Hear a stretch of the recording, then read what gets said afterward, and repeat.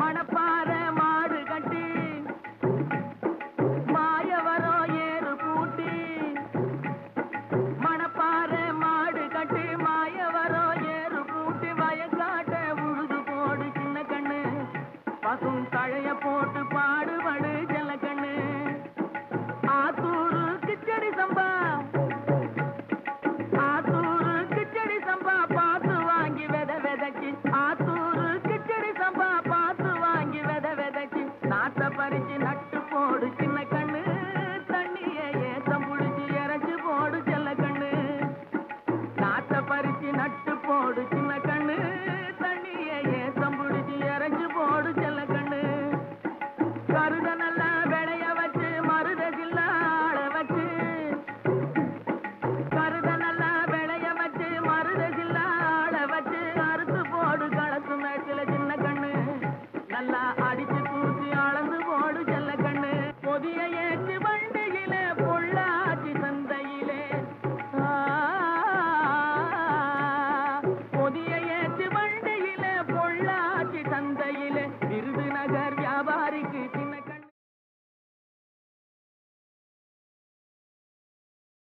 வேளாண் பெருமக்களுக்கு அன்பு வணக்கம்.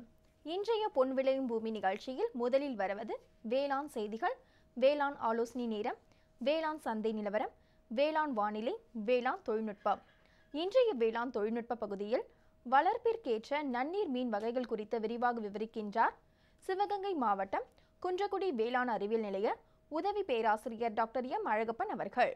இனி தொடர்வது வேளாண் செய்திகள். வேளாண் பெருமக்களுக்கு அன்பு வணக்கம். வணக்கம். வேளாண் செய்திகள். முதலில் வருவது மாத்தி யோசிச்சேங்க.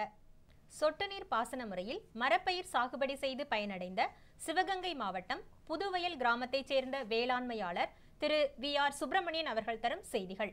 வேளாண் ஆலோசனை நேரத்தில் சென்னை, காஞ்சிபுரம், திருவள்ளூர், வேலூர், திருவண்ணாமலை மற்றும் விழுப்புரம் ஆகிய மாவட்டங்களுக்கான வேளாண் அறிவிக்கை மற்றும் இன்றைய தாவர பகுதியில் தக்காளி. இன்றைய தகவல் நேரத்தில் உணவு மற்றும் சத்து பாதுகாப்பிற்கு சிறுதானிய உணவுகள் மற்றும் தொடரும் தகவல் நேரத்தில் வீட்டு தோட்டம் அமைத்தல் பற்றிய பயிற்சி குறித்த அறிவிப்பு. இன்றைய வேளாண் சந்தையில் வேளாண் ஒழுங்குமுறை விற்பனை கூடங்களில் வேளாண் விளைபொருட்களின் விலை நிலவரம். மதுரை மாவட்டம் பழங்கானத்தம் உழவர் சந்தையில் காய்கறிகளின் இன்றைய விலை நிலவரம். காஞ்சிபுரம் மலர் சந்தையில் வணிக மலர்களின் இன்றைய விலை நிலவரம். வேளாண் வானிலையில் தெற்கு மண்டலம் ஒன்றிற்குட்பட்ட மாவட்டங்களுக்கான வானிலை அறிவிக்கை, உழவர் மற்றும் மீனவர்களுக்கான வானிலை முன்னறிவிப்பு. விரிவான செய்திகள். மாற்றி யோசிச்சேங்க. சொட்டு நீர் பாசனம், தெளிப்பு நீர் பாசனம் போன்ற நுண்ணீர் பாசனங்கள் வேளாண்மையில் நீர்ப்பாசனத்தின் போது ஏற்படும் நீர் ஆவியாதலை சுமார் 50% வரை கட்டுப்படுத்தலாம். அந்த வகையில் சொட்டு நீர் பாசன முறையில் மரப்பயிர் சாகுபடி செய்து பயனடைந்த சிவகங்கை மாவட்டம் புதுவயல் கிராமத்தை சேர்ந்த வேளாண்மையாளர் திரு VR சுப்பிரமணியன் அவர்கள் தரும் செய்திகள்.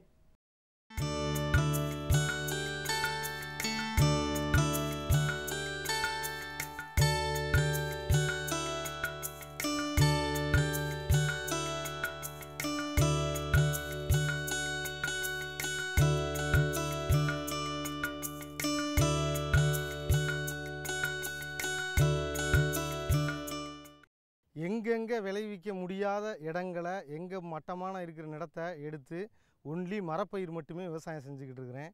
குறைஞ்ச தண்ணீரில் அதிகமான ஏரியா பண்ணுறதுக்காண்டி சொட்டு நீர் பாசன முறைகளை சொல்லி கொடுத்தாங்க. அதை வச்சு பலனும் கண்டிருக்கேன். இப்போ அதிகமான இடத்துல பயிரும் செஞ்சுக்கிட்டு இருக்கிறேன்.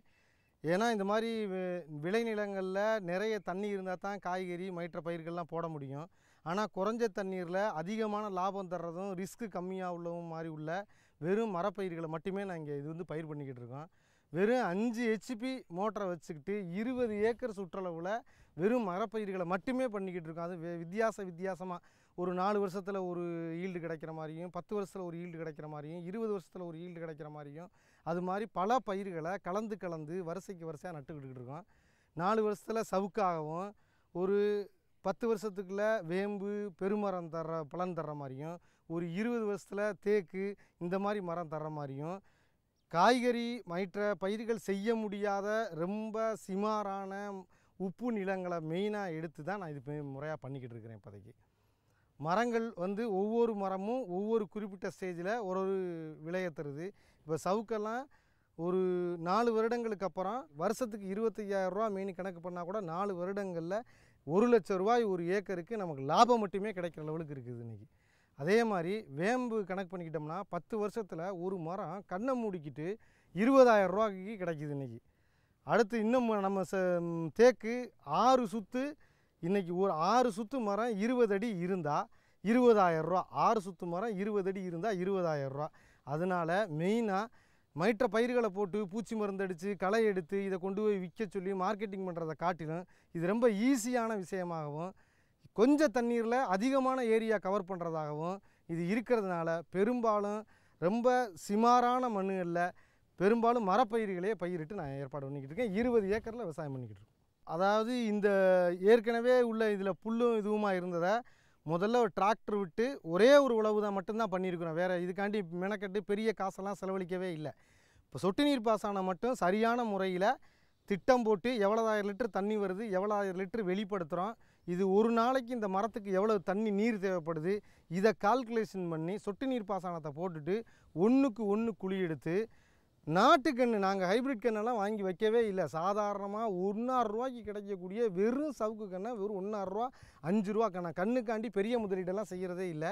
ரெண்டாவது இங்கே வளரக்கூடிய இங்கே இந்த சுதேச நிலைக்கு சரியாகக்கூடிய கண்ணுகளை மட்டுமே வாங்கியாந்து நடுறோம். இதுக்கு நாங்கள் வேறு எந்த விதமான டிஏபி, யூரியா, பொட்டாஸ் எதுவுமே யூஸ் பண்ணுறதில்ல. ஒன்லி கிடைக்கக்கூடிய விலங்கின கழிவுகளை மட்டுமே, கோழி கழிவு, மாட்டேறு இதுகளை மட்டுமே கொண்டு குழி போட்டு கண்ணை நட்டுருக்கோம். வேறு எந்த விதமான வேலைகளுமே நாங்கள் செய்யலை.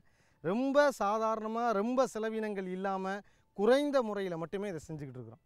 அதாவது இந்த மாதிரி அதாவது விவசாயம் செய்ய முடியாத நிலங்களை விவசாயிகளாகிய நாம் வேறு இந்த மாதிரி மரப்பயிர்களை மட்டுமே பயிரிட்டு மண்ணையும் திருத்திக்கிறலாம், நம்மளுக்கு லாபமும் உண்டாகுதுங்கிறத யாரும் இது பண்ணுறதில்ல. சாதாரணமாக ஒரு கண்ணை நட்டோம்னாவே 4 வருடத்துலேருந்து 20 வருடங்கள் வரையும் பலன் கொடுக்கக்கூடிய லெவலில் நிறைய இருக்குது. அதனால் அந்த மாதிரி பயிர்களை நட்டு தயவுசெய்து பலனடை மாதிரி கேட்டுக்கொள்கிறேன். மேலும் விவரங்கள் பெற திரு VR சுப்பிரமணியன் அவர்களை 09443466095 என்ற கைபேசி எண்ணில் தொடர்பு கொள்ளலாம். இனி வருவது வேளாண் ஆலோசனை நேரம். இன்றைய வேளாண் ஆலோசனை நேரத்தில் சென்னை, காஞ்சிபுரம், திருவள்ளூர், வேலூர், திருவண்ணாமலை மற்றும் விழுப்புரம் ஆகிய மாவட்டங்களுக்கான வேளாண் அறிவிக்கை. கால்நடைகளை வெப்பம் அதிகமாயிருக்கும் மதிய வேளையில் மேய்ச்சலுக்கு அனுப்பாமல் குளிர்ந்த குடிநீர் மற்றும் நிழல் அளிப்பதன் மூலம் வெப்ப தாக்கத்திலிருந்து கால்நடைகளை பாதுகாக்கலாம். கோழி பண்ணைகளில் தீவன தொட்டியை காலை 10 மணி முதல் மாலை 5 மணி வரை உயர்த்தி வைப்பதால் வெப்ப தாக்கத்தை குறைக்கலாம். செம்மறி ஆடு மற்றும் வெள்ளாடுகளுக்கு கால்நடை மருத்துவரின் பரிந்துரைப்படி குடற்புழு நீக்க மருந்தினை அளிக்குமாறு கேட்டுக்கொள்கிறோம். கொட்டகையின் மேற்கூரையின் மீது தென்னங்கீற்று அல்லது வைக்கோல் பரப்பி அதன் மீது தண்ணீர் தெளிப்பதன் மூலம் வெப்ப தாக்கத்திலிருந்து கால்நடைகளை பாதுகாக்கலாம். ஆட்டு கொட்டகையின் தரையை 3 அல்லது 4 அங்குல அளவு மண்ணை மாற்றுவதன் மூலம் நோய் தாக்கத்திலிருந்து பாதுகாக்கலாம். புறக்கடை கோழி வளர்ப்போர் கோழிகளுக்கு வெள்ளை கழிச்சல் நோய் தடுப்பூசி போட்டுக்கொள்ள வேண்டும். நெற்தரிசு, உளுந்து மற்றும் பச்சை பயிரில் மேல் சாம்பல் நோயினை கட்டுப்படுத்த 5% வேப்பங்கொட்டை சாறு கரைசல் அல்லது 1 ஏக்கருக்கு 400 கிராம் மேன்கோசெப் அல்லது 1 கிலோ நனையும் கந்தகத்தூளை காலை அல்லது மாலை வேளையில் தெளிக்கவும். தொடரும் வேளாண் ஆலோசனை நேரத்தில் இன்றைய தாவர பகுதியில் தக்காளி. பயிரிட ஏற்ற ரகங்கள் கோ 1, கோ 2, அர்கா அலோக், பூசா ரூபி, அர்கா விகாஸ். பயிரிட ஏற்ற மண் மற்றும் தட்பவெப்ப நிலை. தக்காளியை ஆண்டு முழுவதும் பயிர் செய்யலாம். நல்ல வடிகால் வசதியுள்ள வண்டல் மண் மிகவும் ஏற்றது. மண்ணின் காரத்தன்மை 6 முதல் 7 என்ற அளவில் இருக்க வேண்டும். பயிரிட ஏற்ற பருவம் தக்காளியை ஜூன், ஜூலை, நவம்பர், டிசம்பர் மற்றும் பிப்ரவரி, மார்ச் ஆகிய மாதங்களில் விதைக்கலாம். விதை அளவு 1 ஹெக்டேருக்கு சுமார் 350 முதல் 400 கிராம் விதைகள் தேவைப்படும்.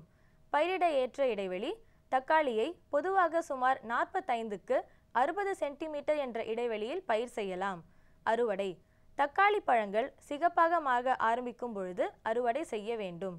மகசூல் தக்காளியில் 1 ஹெக்டேருக்கு சுமார் 96 டன்கள் வரை மகசூலை பெறலாம். மேலும் விவரங்கள் பெற www.agritech.tnau.in ac.in என்ற இணையதளத்தை பார்க்கவும். இனி வருவது தகவல் நேரம்.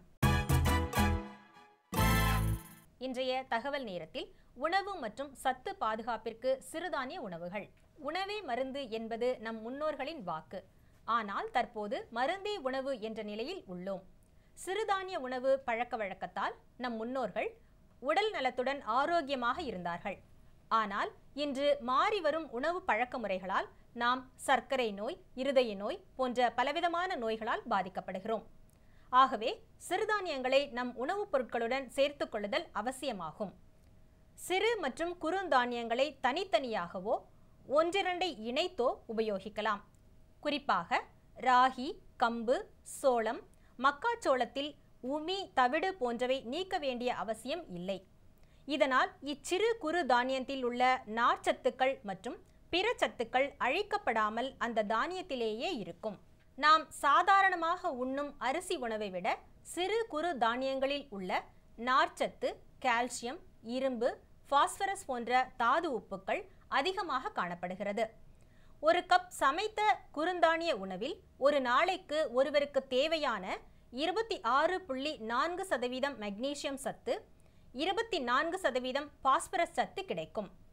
உடல் பருமன் மற்றும் அதன் தொடர்பான நோய்களால் அவதிப்படுவோருக்கு இக்குறுதானியத்தில் உள்ள நார்ச்சத்து மிகச்சிறந்த உணவாகும். மக்காச்சோளம், திணை, கம்பு, சோளம் போன்ற சிறுதானியங்களில் கிளைசிமிக் இண்டெக்ஸ் குறைவாக உள்ளதால் இச்சிறுதானிய உணவுகள் சர்க்கரை நோயாளிகளுக்கு சிறந்தது. சிறுதானிய உணவுகளை இனி வாரம் ஒரு நாளாவது நம் உணவில் சேர்த்துக்கொண்டு நம் வருங்கால சந்ததியினரின் ஆரோக்கியமான வாழ்க்கைக்கு வழிகாட்டுவோம்.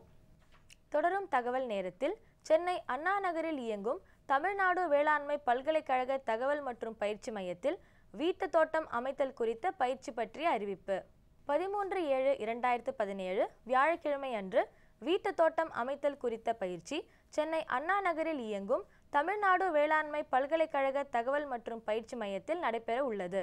விருப்பமுள்ளவர்கள் கலந்து கொண்டு பயன்பெறுமாறு கேட்டுக்கொள்ளப்படுகிறார்கள். மேலும் விவரங்கள் பெற தொடர்பு கொள்ள வேண்டிய முகவரி: பேராசிரியர் மற்றும் தலைவர், தமிழ்நாடு வேளாண்மை பல்கலைக்கழக தகவல் மற்றும் பயிற்சி மையம், NU 30, 10வது தெரு, அண்ணா நகர், சென்னை 600040. தொடர்பு கொள்ள வேண்டிய தொலைபேசி எண் 0442626384. விளம்பர இடைவேளைக்கு பிறகு வேளாண் செய்திகள் தொடரும். சரிங்க. இவ்ளோ நேரம் சிரிச்சு யார்கிட்ட பேசிட்டு இருந்தீங்க? விவசாயிகள் கால் சென்டர் நிபுணர்கிட்ட பயிர்கள் பத்தின யோசனை கேட்டுட்டு இருந்தேன். காலையில சரி, மதியானம் கூடவா? விவசாயிகள் கால் சென்டர் காலையில 6 மணில இருந்து ராத்திரி 10 மணி வரை திறந்திருக்கும். ஞாயிற்றுக்கிழமை கூடவா? ஆமா, வருஷத்துல 365 நாளும் திறந்திருக்கும். விவசாயம் சம்பந்தப்பட்ட பிரச்சனைகளுக்கு தங்கள் மொழியில் உடனே தீர்வு பெற இந்தியாவில் எங்கிருந்தும் எந்த போன் மூலமும் தேசிய ஹெல்ப்லைன் நம்பர் 1800-180-1551 தொடர்பு கொள்ளவும். இனி வருவது வேளாண் சந்தை. இன்றைய வேளாண் சந்தையில் தமிழ்நாடு வேளாண்மை ஒழுங்குமுறை விற்பனை கூடங்களில் விற்பனை செய்யப்படும் வேளாண் விளைபொருட்களின் விலை நிலவரம் குவிண்டாலுக்கு. கம்பு உயர்தரம் கரூரில் குறைந்தபட்சமாக 1400 ரூபாய்க்கும் அதிகபட்சமாக 1600 ரூபாய்க்கும், கோவில்பட்டியில் 1900 முதல் 1950 ரூபாய் வரையிலும், நெல் ADT 37 செஞ்சியில் 1300 முதல் 1450 ரூபாய் வரையிலும், வந்தவாசியில் 1310 முதல் 1952 ரூபாய் வரையிலும் விற்பனை செய்யப்பட்டது. நெல் A பொன்னி ஆரணியில் 1581 முதல் 1635 ரூபாய் வரையிலும், சிங்கம்புணரியில் 1900 முதல் 2100 ரூபாய் வரையிலும், நெல் சிவப்பு தேவக்கோட்டையில் 1500 முதல் 1600 ரூபாய் வரையிலும், நெல் கோ 43 வேலூரில் 1555 முதல் 1720 ரூபாய் வரையிலும், விருதாச்சலத்தில் 1600 முதல் 1679 ரூபாய் வரையிலும், வாழைப்பூவன் சின்னமனூரில் 1400 முதல் 1500 ரூபாய் வரையிலும், சூரியகாந்தி இதர ரகம் திருக்கோவிலூரில் குறைந்தபட்சம் மற்றும் அதிகபட்சமாக 1375 ரூபாய்க்கும் விற்பனை செய்யப்பட்டது. திணை இதர ரகம் விழுப்புரத்தில் குறைந்தபட்சம் மற்றும் அதிகபட்சமாக 1602 ரூபாய்க்கும், செஞ்சியில் குறைந்தபட்சமாக 1599 ரூபாய்க்கும் அதிகபட்சமாக 1613 ரூபாய்க்கும், காய்ந்த மிளகாய் இதர ரகம் வேலூரில் 4330 முதல் 6750 ரூபாய் வரையிலும், மஞ்சள் விரலி கோயம்புத்தூரில் 7599 முதல் 7898 ரூபாய் வரையிலும், நாமகிரிப்பேட்டையில் குறைந்தபட்சமாக 6882 ரூபாய்க்கும் அதிகபட்சமாக 8400 ரூபாய்க்கும் விற்பனை செய்யப்பட்டது. மதுரை மாவட்டம் பழங்கானத்தம் உழவர் சந்தையில் காய்கறிகளின் இன்றைய விலை நிலவரம். கத்திரிக்காய் 1 கிலோ 32 ரூபாய்க்கும், வெண்டைக்காய் 1 கிலோ 36 ரூபாய்க்கும், அவரைக்காய் 1 கிலோ 54 ரூபாய்க்கும், புடலைங்காய் 1 கிலோ 30 ரூபாய்க்கும், சுரைக்காய் 1 கிலோ 18 ரூபாய்க்கும், பாகற்காய் 1 கிலோ 48 ரூபாய்க்கும், பீர்க்கங்காய் 1 கிலோ 40 ரூபாய்க்கும், மாங்காய் 1 கிலோ 24 ரூபாய்க்கும், முருங்கைக்காய் 1 கிலோ 55 ரூபாய்க்கும், கொத்தவரை 1 கிலோ 25 ரூபாய்க்கும், சின்ன வெங்காயம் 1 கிலோ 66 ரூபாய்க்கும், பெரிய வெங்காயம் 1 கிலோ 15 ரூபாய்க்கும், பச்சை மிளகாய் 1 கிலோ 70 ரூபாய்க்கும், தக்காளி 1 கிலோ 70 ரூபாய்க்கும், இஞ்சி 1 கிலோ 65 ரூபாய்க்கும், பூசணிக்காய் 1 கிலோ 16 ரூபாய்க்கும், வாழைக்காய் காய் ஒன்றுக்கு 4 ரூபாய்க்கும், தேங்காய் 1 கிலோ 32 ரூபாய்க்கும், முள்ளங்கி 1 கிலோ 24 ரூபாய்க்கும், கிழங்கு வகைகளான கருணைக்கிழங்கு 1 கிலோ 77 ரூபாய்க்கும், சேனைக்கிழங்கு 1 கிலோ 55 ரூபாய்க்கும், மரவள்ளிக்கிழங்கு 1 கிலோ 26 ரூபாய்க்கும், உருளைக்கிழங்கு 1 கிலோ 16 ரூபாய்க்கும், இங்கிலீஷ் காய்கறிகளான பீன்ஸ் 1 கிலோ 45 ரூபாய்க்கும், கேரட் 1 கிலோ 35 ரூபாய்க்கும், பீட்ரூட் 1 கிலோ 36 ரூபாய்க்கும், முட்டைகோஸ் 1 கிலோ 16 ரூபாய்க்கும், சௌச்சௌ 1 கிலோ 24 ரூபாய்க்கும், கருவேப்பிலை 1 கிலோ 42 ரூபாய்க்கும், கொத்தமல்லி 1 கிலோ 60 ரூபாய்க்கும், புதினா 1 கிலோ 25 ரூபாய்க்கும் விற்பனை செய்யப்பட்டது. காஞ்சிபுரம் மலர் சந்தையில் வணிக மலர்களின் இன்றைய விலை நிலவரம். கத்திரி ரோஸ் 20 பூக்கள் கொண்ட ஒரு பாக்கெட்டின் விலை 150 ரூபாய்க்கும், மல்லிகை 1 கிலோ 200 ரூபாய்க்கும், முல்லை 1 கிலோ 180 ரூபாய்க்கும், கனகாம்பரம் 1 கிலோ 300 ரூபாய்க்கும், செண்டுமல்லி 1 கிலோ 50 ரூபாய்க்கும், பட்டன் ரோஸ் 1 கிலோ 120 ரூபாய்க்கும், துளசி 1 கிலோ 50 ரூபாய்க்கும், சம்பங்கி 1 கிலோ 100 ரூபாய்க்கும், அரளி 1 கிலோ 150 ரூபாய்க்கும், சாமந்தி 1 கிலோ 100 ரூபாய்க்கும், கோழிக்கொண்டை 1 கிலோ 50 ரூபாய்க்கும், விருச்சிப்பூ 1 கிலோ 120 ரூபாய்க்கும் விற்பனை செய்யப்பட்டது. இனி வருவது வேளாண் வானிலை.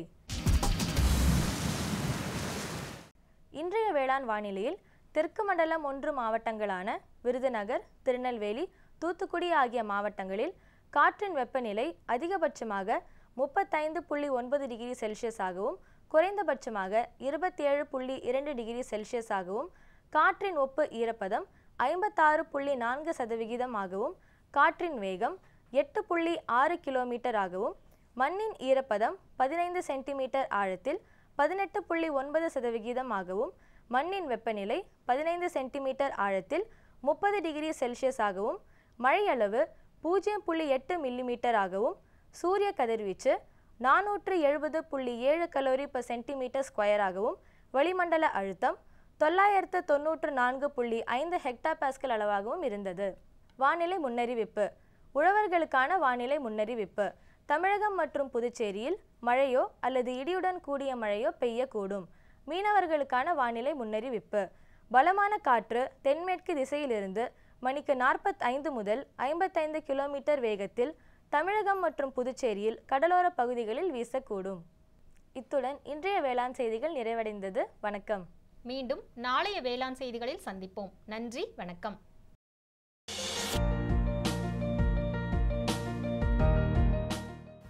வேம்பு கலந்த யூரியா. சிறந்த உற்பத்திக்காக வேம்பு கலந்த யூரியா நம் நாட்டிலேயே 70 லட்சம் டன்னாக அதிகரிக்க 6 ஆலைகள் சீரமைக்கப்படுகின்றன. FCIL-இன் கோரக்பூர், சித்ரி, தல்ச்சர் மற்றும் ராமகுண்டம் ஆலைகள், HFCL-இன் பரௌனி மற்றும் BVFCL-இன் நாமருல் போர்ட் ஆகியன. பழம் நழுவி பாலில் விழுந்தது போல இப்பொழுது நம் நாட்டிலேயே வேம்பு கலந்த யூரியா உற்பத்தி செய்யப்படும். இதனால் விவசாயிகளுக்கு நன்மையே விளையும். 10% வரை தானிய உற்பத்தி அதிகரிக்கும்.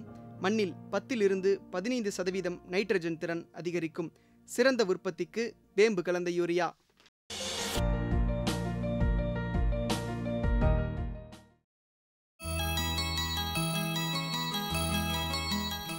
நம் நாட்டில் வேளாண் பொருட்களின் ஏற்றுமதியில் கடல்சார் பொருட்களே அண்டை நாடுகளுக்கும் அயல் நாடுகளுக்கும் அதிக அளவு ஏற்றுமதி செய்யப்படுகின்றது. ஆகவே மீன் வளர்ப்பு பண்ணையாளர்களிடையே அதிக லாபம் தரும் தொழிலாக விளங்குகின்றது. அந்த வகையில் வளர்ப்பிற்கேற்ற நன்னீர் மீன் வகைகள் குறித்து விரிவாக விவரிக்கின்றார் சிவகங்கை மாவட்டம் குன்றக்குடி வேளாண் அறிவியல் நிலைய உதவி பேராசிரியர் டாக்டர் எம் அழகப்பன் அவர்கள்.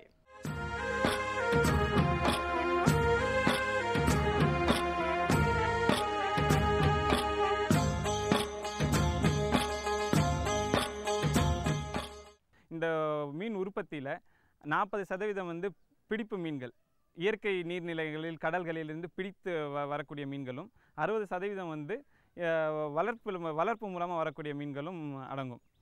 இப்போ இந்த வளர்ப்புக்குன்ட்டு நம்ம வரும்போது நன்னீர் மீன் இனங்களில் நமக்கு வந்து விவசாயிகளுக்கு வரக்கூடிய ரொம்ப முக்கியமான ஒரு சந்தேகங்கள் வந்து எந்த மாதிரியான மீன் இனங்கள் வந்து நம்ம வந்து வளர்க்கலாம் அப்படின்ட்டு. விவசாயிகள் வந்து ஒரு சில மீன்களுக்கு உண்டான குணங்களை வந்து தெரிஞ்சுக்கிறது வந்து ரொம்ப முக்கியம். நன்னீர் மீன் வளர்ப்புக்குன்னு வரும்போது நமக்கு வந்து மீன்களை வந்து குறுகிய காலத்தில் நம்ம வந்து அதோடைய வளர்ச்சியை நம்ம வந்து எடுக்கணும். அப்படி இருக்கும்போது அப்போ நமக்கு வந்து நம்ம தேர்ந்தெடுக்கக்கூடிய மீன் இனங்கள் வந்து குறுகிய காலத்தில் வளர்ச்சி அடைய வேண்டும். நீர்நிலைகளில் சின்ன சின்ன மாற்றங்கள் இருக்கும். அந்த சின்ன சின்ன மாற்றங்களை தாங்கி வளரக்கூடிய மீன்களாக இருக்கணும். மக்களால் விரும்பி வாங்கக்கூடிய மீன்களாக இருக்கணும். நம்ம கொடுக்கக்கூடிய மேல் உணவுகளை மீன் வந்து விரும்பி உண்ணணும். சீக்கிரத்தில் ஒரு நோய் தாக்காமையோ அல்லது நோய் எதிர்ப்பு சக்தி உள்ள மீன்களாக இருக்கணும். இந்த மாதிரியான குணாதிசயங்கள் இருக்கிற மீன்களை தான் விவசாயிகள் வந்து தேர்ந்தெடுக்கணும். இப்போ இந்த மாதிரி நமக்கு நன்னீர் மீன் வளர்ப்பு எந்த மாதிரியான மீன் இனங்கள் எடுக்கலாம் அப்படின்னா, நன்னீர் மீன் வளர்ப்புன்னு சொன்னோடனே நம்ம கண் முன்னாடி வரக்கூடியது வந்து கெண்டை மீன் இனங்கள். இப்போ இந்த கெண்டை மீன் இனங்களில் பார்த்தீங்கன்னா மொத்தம் ஒரு 6 கெண்டை இனங்கள் இருக்குது. இது வந்து 2 வகையாக பிரிக்கலாம். ஒன்று வந்து இந்திய பெருங்கெண்டைகள், இன்னொன்று அயல்நாட்டு கெண்டைகள். இந்த இந்திய பெருங்கெண்டைகள் ஏன் அப்படி சொல்கிறோம் அப்படின்னா, இந்திய கெண்டைகளில் ஏறத்தாழ 30 வகையான கெண்டை மீன்கள் இருக்குது. அதில் 3 வகையான கெண்டை மீன்கள் வந்து வேகமாக வளரக்கூடிய மீன் இனங்கள். என்ன இந்த 3 வகைகள்? கட்லா, ரோகு, மிருகால். இந்த 3 இனங்கள் வந்து வேகமாக வளரக்கூடிய மீன் இனங்கள். அதனால் இதை இந்திய பெருங்கெண்டைகள்னு சொல்கிறோம். இதே போன்ற அயல்நாட்டு கெண்டைகளில் பார்த்திங்கன்னா வெள்ளிக்கெண்டை, புல்கெண்டை, சாதா கெண்டை. இப்போ இந்த 6 விதமான கெண்டை மீன்கள் வந்து நம்ம வந்து ஒரே குளத்தில் கூட்டின மீன் வளர்ப்பு முறையில் வளர்க்கலாம். அதனால தான் இந்த கெண்டை மீன்கள் வந்து விவசாயிகள் மத்தியில் ரொம்ப விரும்பி வளர்க்கக்கூடிய மீன் இனமாக இருக்குது. இந்த கெண்டை மீன்கள் என்ன அப்படி ஸ்பெஷாலிட்டி அப்படின்னு பார்த்தீங்கன்னா, இந்த 6 விதமான கெண்டை மீன்களும் ஒரு குளத்தில் இருக்க வெவ்வேறு பகுதிகளில் வந்து அதோடைய உணவு பழக்கங்கள் இருக்கும். அதனால் இந்த மீன்களுக்கு ஒரு மீன்களுக்கு ஒன்றுக்குள்ளே ஒன்று எந்த விதமான உணவுக்கோ இடத்துக்கோ போட்டிகள் கிடையாது. இப்போ இந்திய பெருங்கெண்டைகளான கட்லா வந்து தண்ணியில் இருக்கிற மேல் பகுதியில் இருக்கிற விலங்கின மிதவைகளை உண்ணக்கூடிய மீன். ரோகு வந்து நடுப்பகுதியில் இருக்க மிதவைகளை உண்ணக்கூடிய மீன். மிருகால் வந்து அடிப்பகுதியில் இருக்க புல்பூச்சிகளை சாப்பிடக்கூடிய மீன். இதே போன்ற அயல்நாட்டு கெண்டைகள் பார்த்திங்கன்னா வெள்ளிக்கெண்டை வந்து மேல் பகுதியில் இருக்க தாவர மிதவையில் உண்ணக்கூடிய மீன். புல்கெண்டை பேர்லேயே புல்லுன்னு இருக்குது, எல்லா விதமான தாவரங்களையும் இந்த மீன் வந்து உண்ணும். மற்றும் சாதா கெண்டை, இந்த சாதா கெண்டை வந்து தண்ணியில் இருக்க அடிப்பகுதியில் இருக்க மீன்களை சாப்பிடும். இது போன்ற இந்த 6 மீன்களுக்கும் அதுக்குண்டான தனித்தனி குணாதிசயங்கள் இருக்கிறதுனால இது 6மே ஒன்றா ஒரே குளத்தில் விட்டு வளர்க்கலாம். இந்த மீன்களை பார்த்திங்க அப்படின்னா நம்ம வந்து ஒரு சதுர மீட்டருக்கு ஒரு மீன் குஞ்சுன்ற அளவில் நம்ம வந்து குளத்தில் விட்டு வளர்க்கலாம். இதுக்கப்புறம் வேறு என்ன மீன்கள் இருக்குது அப்படின்னு பார்த்தீங்கன்னா, இன்றைக்கி தேதிக்கு உலக அளவில் அதிகமாக வளர்க்கக்கூடிய மீன் என்னம்னு பார்த்தா திலேப்பியா. இந்த நம்ம விவசாயிகள் சிலேப்பி கெண்டை அப்படின்றது ரொம்ப அதிகமாக பிரபலமான விஷயம். இந்த சிலேப்பி கெண்டைன்றது வந்து இந்திய நாட்டு கெண்டை கிடையாது. இது வந்து ஆப்பிரிக்கா நாட்டிலேருந்து இந்தியாவுக்கு அறிமுகப்படுத்தப்பட்ட கெண்டை மீன். இந்த மீன் வந்து இந்த மீனுடைய குணாதிசயங்கள் என்ன அப்படின்னா, இந்த மீன் வந்து குறுகிய காலத்தில் ஒரு 2 முதல் 3 மாதத்துக்குள்ளே இனமுதிர்ச்சி அடைஞ்சு இனப்பெருக்கம் பண்ணி கூடுதலான மீன் குஞ்சுகள் பொரிக்கும். திலேப்பியாவில் இருக்கிற குணாதிசயங்களில் எதெல்லாம் நல்ல குணாதிசயங்கள் இருக்கோ அதெல்லாம் தேர்ந்தெடுக்கப்பட்டு அதிலிருந்து உருவாக்கப்பட்ட மீன். இது வந்து செலக்டிவ் ப்ரீடிங், தேர்ந்தெடுக்கப்பட்ட இனப்பெருக்க முறை. இந்த முறையிலேருந்து இந்த மீனை வந்து உண்டாக்கியிருக்காங்க. இதில் வந்து என்னென்னா, இப்போ நமக்கு வந்து இந்த சாதாரண திலேப்பியாவை விட இந்த மீனில் வந்து 85% வந்து வளர்ச்சி அதிகமாக இருக்கும்.